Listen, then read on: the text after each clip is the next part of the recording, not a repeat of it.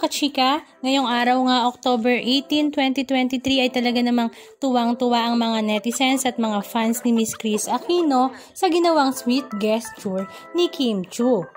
At dahil nga ilang araw nang nasa Amerika si Kim Chiu sa Los Angeles, California, ay talaga namang hindi niya nga pinalagpas ang pagkakataon na dalawin nga ang kanyang ate Kris na si Kris Aquino, na talaga namang ikinasaya ng puso ng lahat. Sa social media account nga ni Miss Kris Aquino ay ibinahagi nga niya kung ano nga ang kanyang naramdaman sa pagdalaw nga sa kanya ni Kim Chiu, na talagang sobrang grateful nga daw niya sa pagmamahal sa kanya ni Kim bilang ate.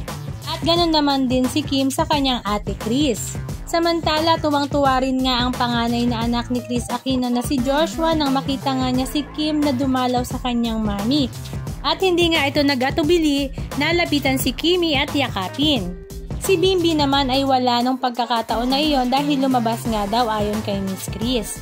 Halika at panoorin natin ang ilan sa mga video clips ganap na kanyang ibinahagi.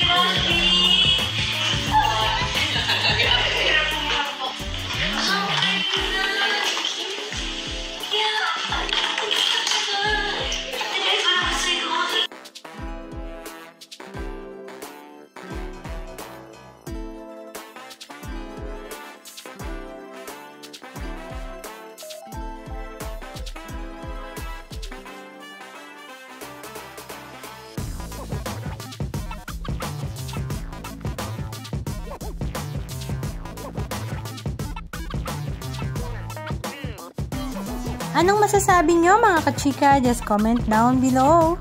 And please don't forget to subscribe. Thank you!